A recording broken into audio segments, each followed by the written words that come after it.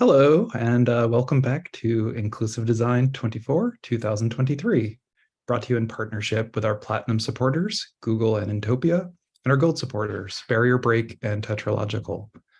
A reminder that ID24 is a respectful community, and you can find our code of conduct on the Inclusive Design 24 website. You can also follow us on Mastodon, and if you have questions for the presenters, post them using the ID24 hashtag, or post them in the YouTube chat for the Q&A session at the end of this talk. I am now thrilled to be joined by a person who needs no introduction and also our esteemed guest host, Jared Smith. Jared, over to you. Yeah, thank you, Eric. So as we come to the end of our 24 hours of wonderful presentations, I'm excited to introduce Crystal Preston Watson. Crystal will be presenting Lockdown Access, Digital Accessibility of Prison Digital Devices. Over to you, Crystal. Awesome. Thank you, Jared. I'd just like to say thank you for all that are watching right now, live, when those will watch in the future. I am Crystal Preston Watson, yeah, this is my presentation, Lockdown Access, Digital Accessibility of Prison Digital Devices. Let me So again, I am Crystal Preston Watson. Up on the screen is just a portrait of me. I am the Senior Digital Accessibility Analyst at Salesforce, but I'm not talking about anything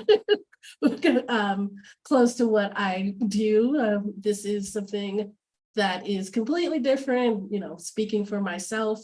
But, if you want to, if you don't have questions or can't think of any questions, today, if you're, watching this live, you can always, reach out to me, X, Twitter, maybe. I would just say contact me via my website, crystalprestonwatson.com. That's always has the latest contact methods for me, or LinkedIn. So I do want to give some opening thoughts. One, I am a little bit sick. So if you see, if I mute this presentation as I go through it, it's because I don't want to cough in your ear, because I know that could be very annoying. So I would rather just mute to do that and not cough very loudly, especially if you're viewing this or listening to this via headphones, for those who are, that might be doing that. I also want to talk, as this presentation is about prisons and correctional facilities. I wanted to preference that, one, this talk is very much in progress. It is something that just a little background on how I even came about creating this talk. I was watching television, and it was either some kind of newscast or something where they talked about digital devices for inmates, and that kind of piqued up my interest. And being someone that deals with digital accessibility, I just got wondering, okay, there are tablets and other sort of devices in prisons. I wonder about the accessibility of it. So that is so I just kind of from there kind of took off and started to learn more. Because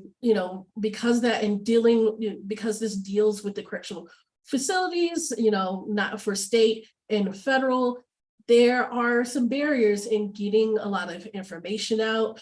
This is very much a work in progress, but I thought it was really important to bring this to everyone to make them aware, because if I wasn't aware of this before last year, because I don't really know anyone that's currently in the correctional system right now, and there's a lot of people who may not know anyone that's currently in the system.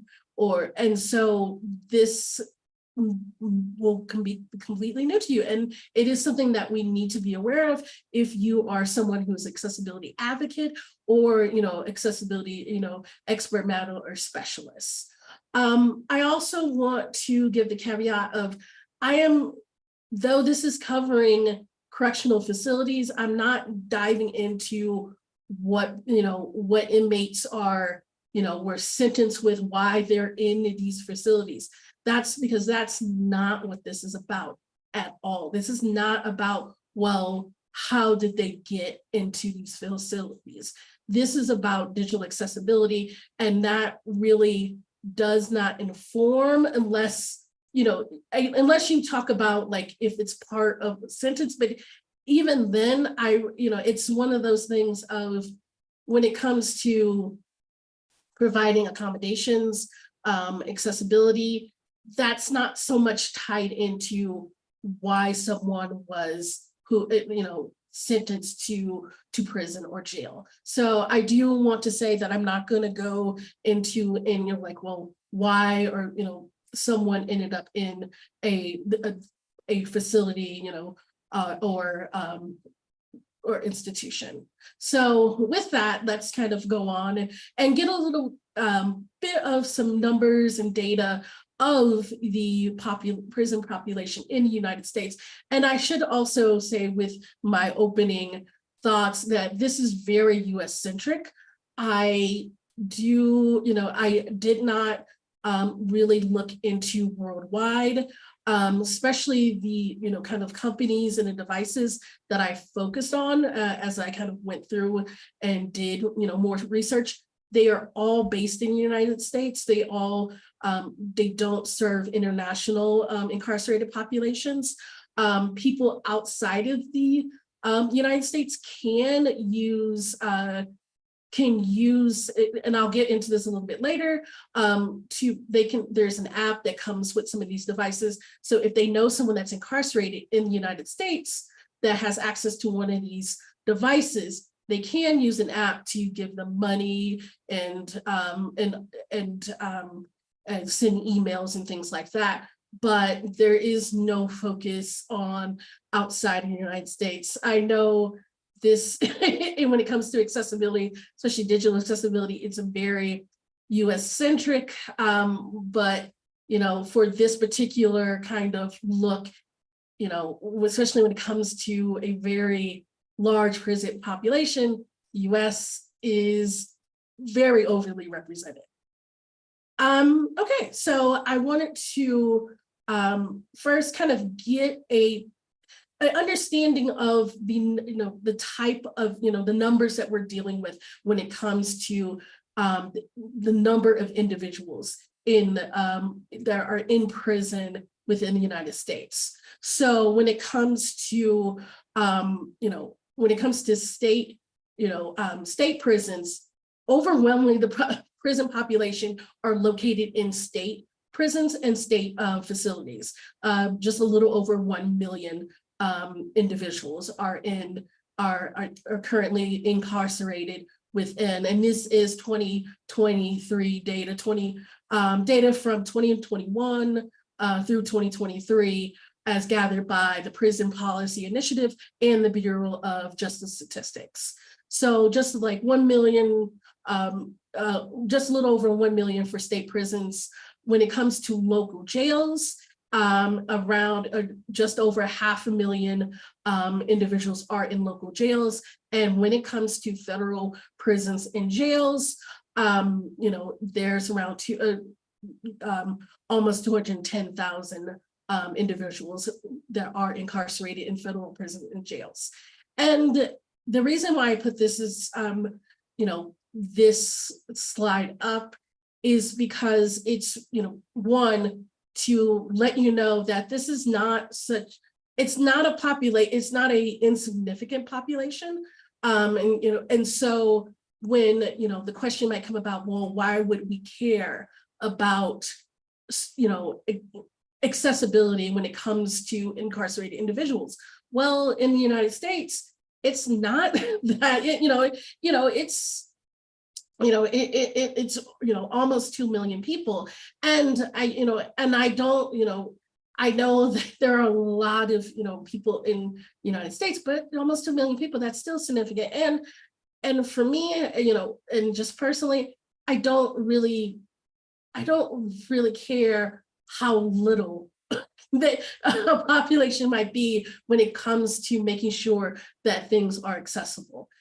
My philosophy is, if it's dealing with, technology and digital, and it's, you need to provide accessibility.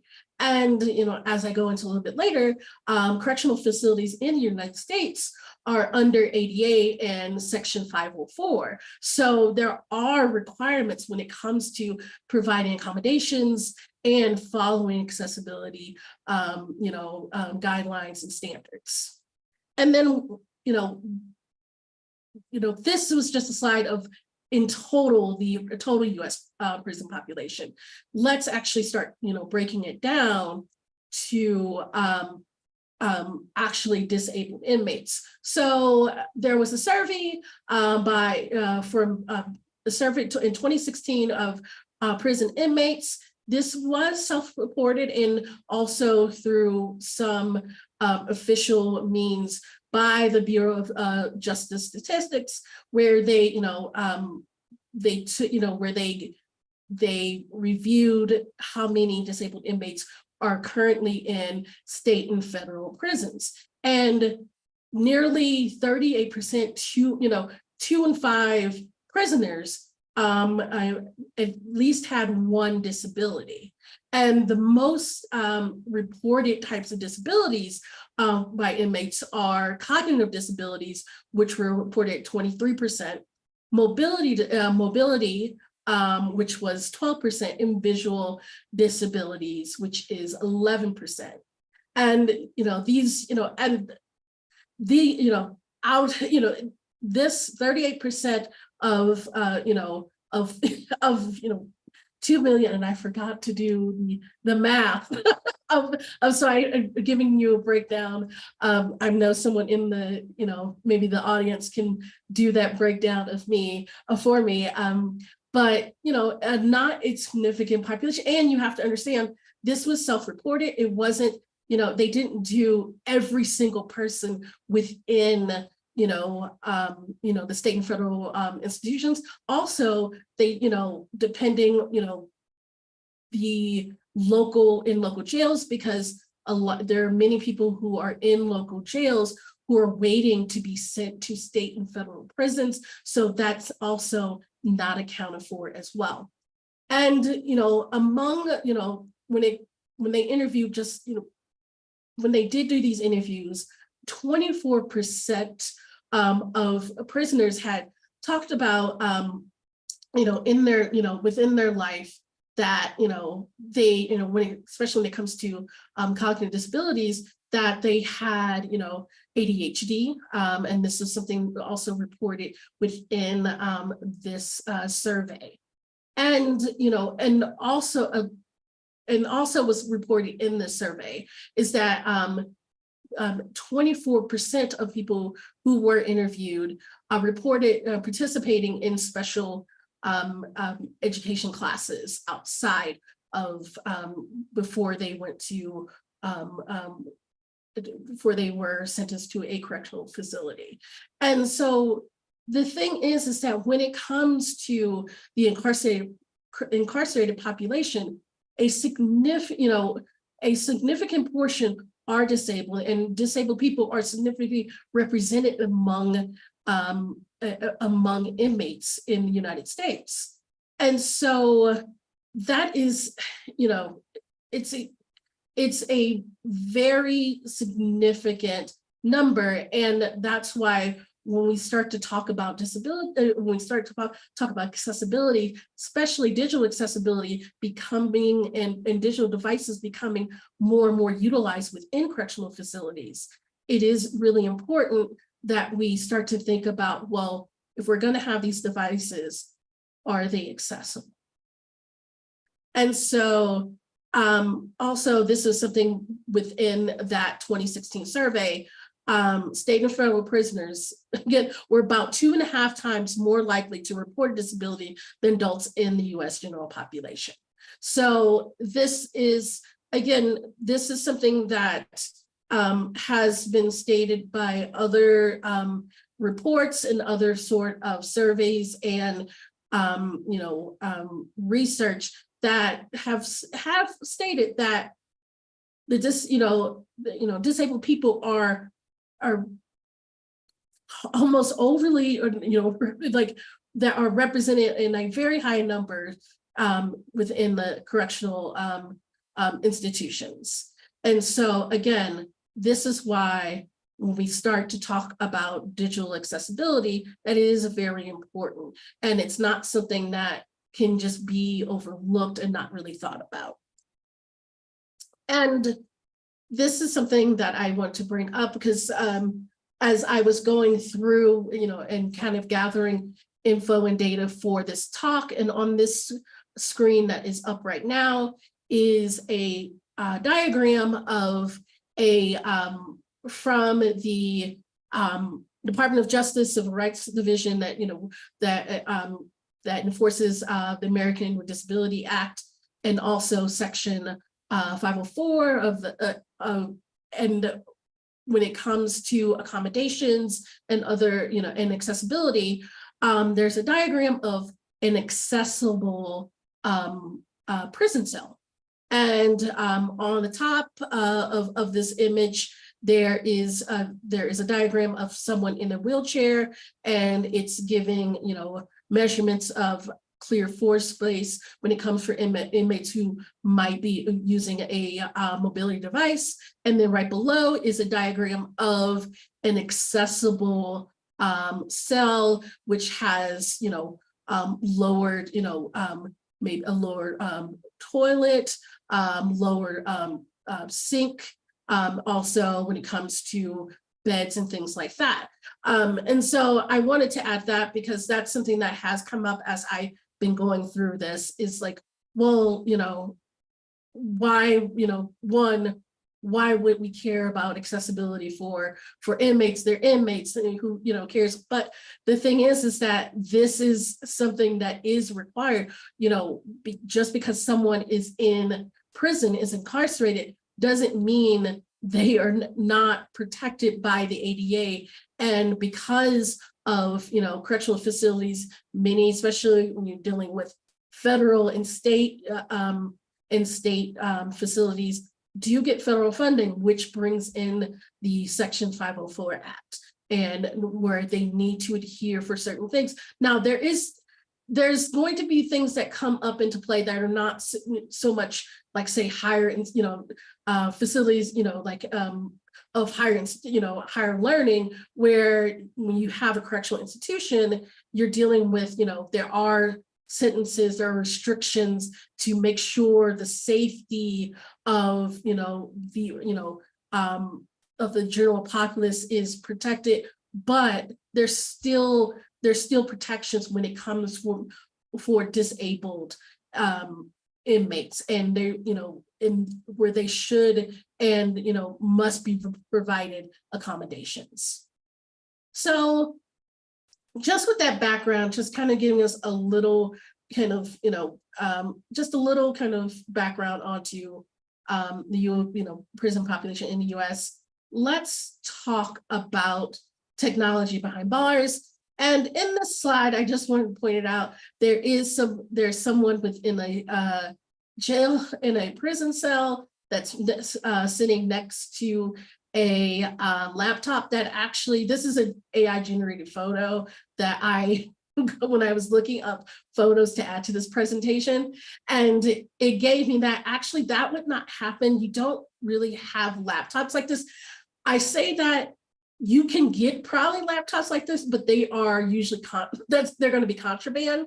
So pretty, I'm not even, I'm not going to be naive enough. It's like, you can never have a laptop or a smartphone or something like that, because it happens. It is something that, if you go on TikTok, there are a lot of people, there are literally shows on TikTok of prisoners making TikToks with contraband smartphones. So, but I do want to say, but that is not something that is regulated by the correctional facilities themselves. So I just wanted to make that caveat. So when it comes to the technology, there are quite a few. There are a lot of technology communication firms that serve correctional facilities, both federal and local and state. But there are three main ones that really, as I did my research, that came up. They're Securus Technologies, GTL, and JPay.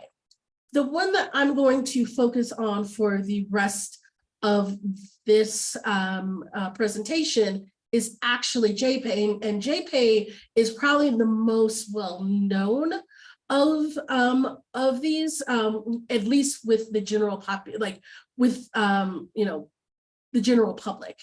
And that's because back in I want to a few years ago, there was there were some inmates in I want to say Idaho that took some of the technology that JPay was that had it within the in the facilities, and they hacked it to be able to get credits and things like that. This will make a little bit more sense, but this story was picked up by Wired and Inside Business and a lot of other media outlets, and it kind of made people aware. If you didn't have someone that was in the correctional system about that, this type of technology is within prisons and is utilized by inmates. So like I said, JPay is what I'm focusing on because there is the most information out of it. Also, I am located in Colorado, and Colorado was actually one of the very first states to start using the JPay tablet. Now, just to go a little bit into JPay, and on the screen right now is a prisoner who's sitting before a kiosk, and one of those kiosks has is a JPay kiosk. And JPay started out in 2002, and really it was a quicker way for people, for families to send money to inmates. Before that, there was only really one way, and that was like Western Union and other sort of wires transfers companies, but it took a lot of time. It was more expensive, and JPay was started to provide a quicker way, but it provided a quicker way, but it was also actually more expensive than the older ways to provide money for inmates. And then in 2004, then JPay and other sort of, again, other kind of telecommunications companies that serve correctional facilities around then started provided limited email systems within prison and in prisons. And the thing is that when you think about email and within a correctional facility, it's not like emails like you're using Gmail or something like like Outlook or things like that. It's a lot more locked down. There's a lot less settings and things that you can do. There also, a lot of times there are reviews. There's a third-party reviewer. The facilities will review what is being sent between the inmate and the person that is receiving or sending the email. And so it's not like inmates are doing this through just the internet, like words like that you use every day. And so that was in 2004. And then and around 2012, 2013, they started to use these kiosks that I just described, and that's on this slide for inmates, and not just JPay, but the other tech telecommunication firms too started to put kiosks within facilities. And then that has led to what we have now from JPay, and which is a tablet. Now, these tablets only have started within the last few years. As I said, Colorado was actually, for JPay, was the first state where they gave tablets to, so these tablets, and on the screen is a JPay tablet, so the J tablet, and these tablets are, at least in Colorado, they're provided free, but they're not free to use. So the tablet is free, but but if you want to use anything, the applications in the tablet, and just describing the tablet on the screen, it looks kind of like what a iPad for a toddler would look like. So it looks very bulky, it's clear.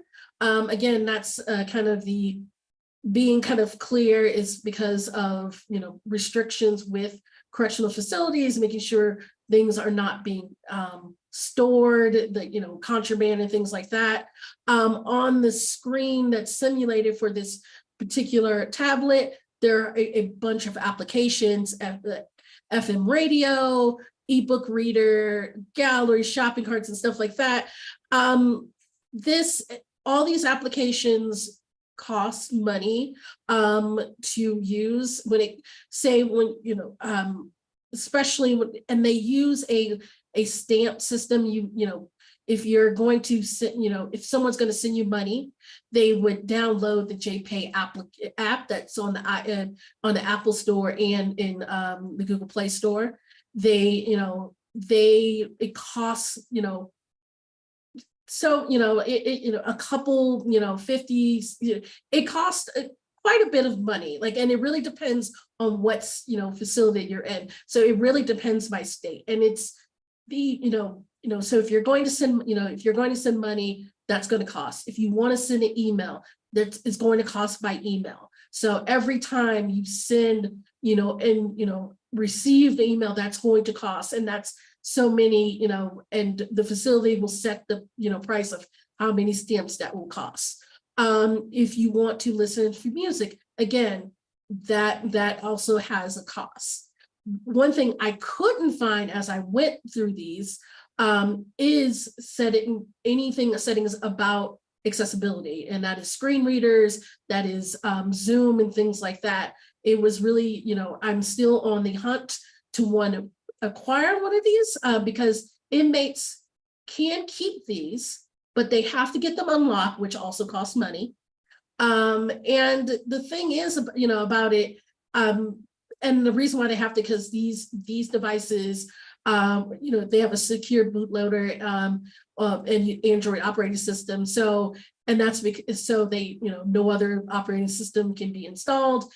I have a feeling that you can probably jailbreak. Okay, I laughed at my own joke, but I don't care. You can probably jailbreak these very easily, and I don't. And so, but again, when when inmates get out, you also, if you have probation, you can make restitution payments on this. These devices are useful but expensive. But once an inmate leaves the correctional facility, it's not very useful, because even if you unlock the device, these are from what I could find, these are not the latest and greatest devices. So yeah, so that's when it comes to this. And also there's there's a lot that, is unknown about these devices. And I get it because they are in a, they serve a population that, that's within a correctional facility, but that makes, but the fact of the matter is I couldn't find any sort of accessibility information when it came to that.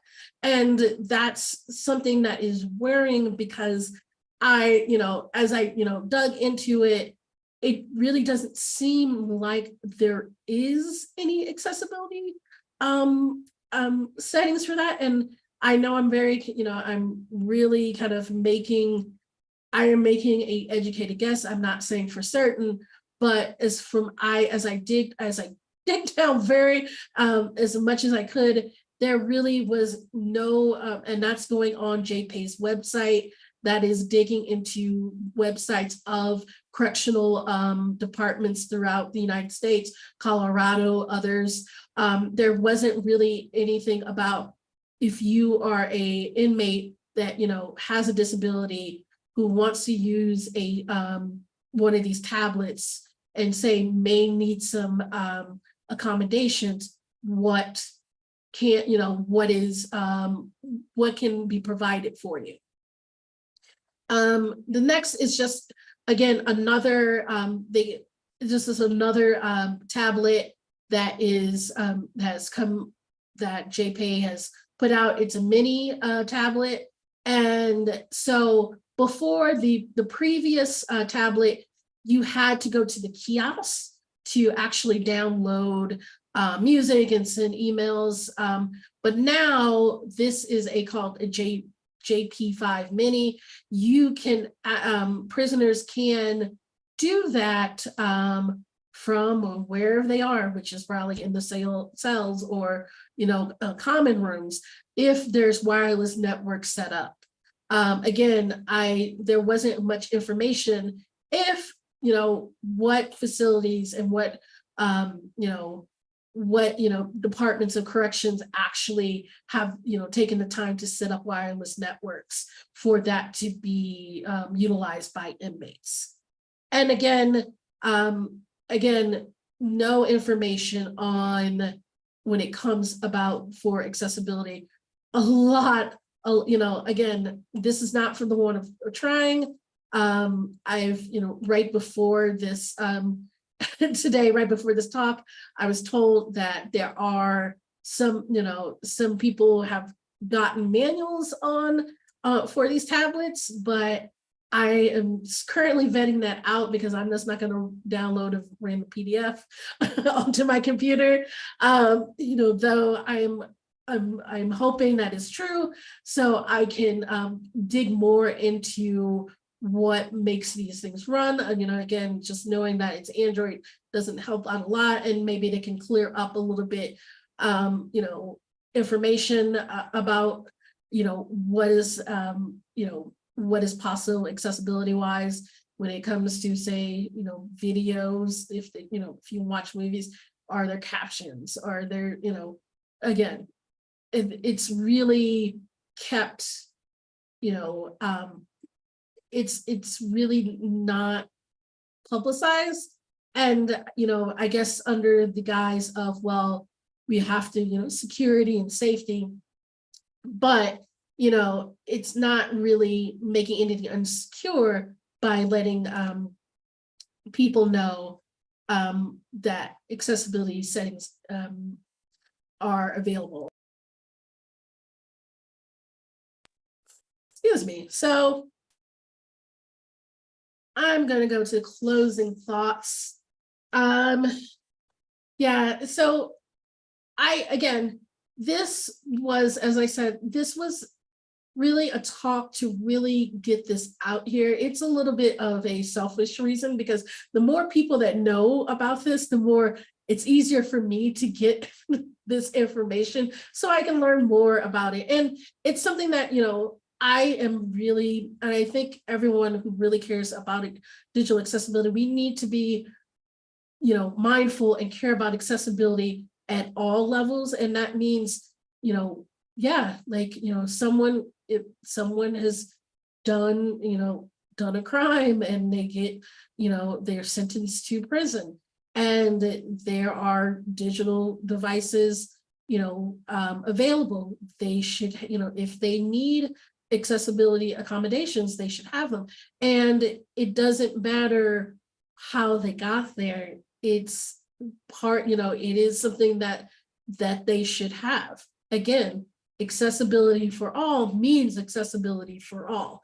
And so I encourage all of you to kind of, get out there, learn, kind of looking more into this, because, really, again, this is something that, is very important for a population that really a lot of people will disregard, won't think about, or say, hey, well, they don't need it. And the thing is that becomes a very slippery slope of being like, well, they don't need it. And it's very easy to go from, well, they, they're in a prison and they don't need it, to saying that for some other group that you don't particularly like. And so, those are my closing thoughts. And that's my talk. I know I kind of early. Right on time. Oh, good. Yeah, what a lovely talk. Thank you so much for shedding light on this area of accessibility. I, for one, think that it's incredibly important, and just thank you again for bringing it to the world's attention. I think we had a question come in from YouTube. Jared, would you like to cover that? Sure. Yeah, I've had some experience with this, and I do appreciate the message. It is important. I've had some interactions lately with somebody that's incarcerated here. The local jail uses the Securus system, and as I've thought of accessibility of that, it seems like such a real barrier for this individual. But that tablet is kind of their connection to the world and to family and to counseling and things like that are really important. So I think this is a critical topic. There was a comment and a question on the YouTube chat for those that are live. The comment was, we have people trying to teach classes in prisons so that people are better prepared when their sentences end. Having the technology they need is a big deal. Just one example of the human needs. And I appreciate you bringing that to the human aspect of all of this. And then the question was regarding the kiosks, and does the kiosk still have to meet 508, Section 508 in the U.S. federal facilities? From what I was looking, that it does need to meet that, but again, the lack of information, when it comes to, like, say, an accessibility statement, there's a lot of that is hidden. But the thing is that correctional facilities do come under 504, 508, but there's just such a lack of information out there on whether they do or not. And so that's kind of, that's worrying to me, because the thing is that, like, these kiosks are not just used by the inmates, they're also used by their families that you will visit. And so not every prison and correctional institution has tablets. So when, there are these kiosks that the families can use, that are, and so what if a family member has a disability and wants to say send money, put money on their books, and they're not able to do that. There's also the app. I couldn't get into it because I don't, but just even the login screen, there was quite a bit of, like, color, contrast issues when it came to that. Again, there is, they're not, they're not, separated from these requirements, but there's no information. about if they satisfy these or not. And it's kind of under the guise of, well, it's a correctional, facility and their security and things like that. But, again, I don't think talking about digital accessibility of these things will, negate the security and, of the greater population from, yeah. Yeah, great. Thank you.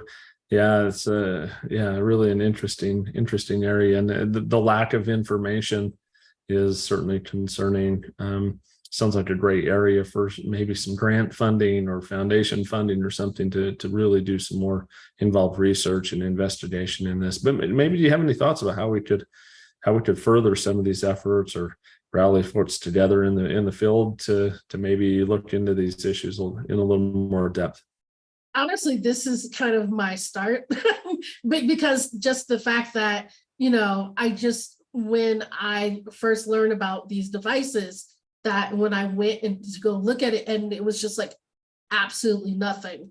And so now my talk will pop up, and the very fact of that this talk will pop up, and that again, that it's a start. But also I think, as anyone that is accessibility, I say advocate or specialist, really just asking those questions. If you do have people that do have family members having that have family members are incarcerated, having them ask questions about the accessibility of because for the inmates, it's going to be harder to really ask for this stuff, and even for the family members, it can be very hard to to get this going. But just asking about this, because it seems like no one really has before, and the fact that more and more people asking about that means that now let's get, it's like, well, how do you meet section 508 504 requirements? How do you meet ADA requirements when it comes to, because even when it comes to overall, there's even not a lot of information when it comes to physical disability accommodations. There's a lot more, but there's nothing when it comes to digital accessibility. Well, I appreciate you asking these questions and starting the conversation on this important topic. Thank you again for your wonderful presentation today as we wrap up our Inclusive Design 24, and I'll toss it back to Eric. Yeah, thank you very much. With that said, we will be entering into our next session at the top of the hour.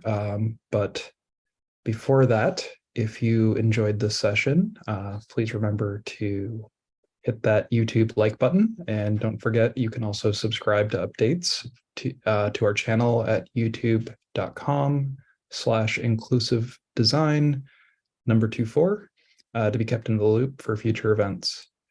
Inclusive Design is brought to you with thanks to our supporters, Google, Intopia, Barrier Break, Tetralogical, Intuit, InfoAxia, and the Law Office of Lainey Feingold. And like we said, we'll be back at the top of the hour with our wrap-up after party. Hope you can make it. Thank you again, Jared. Thank you again, Crystal. Really appreciate having you here.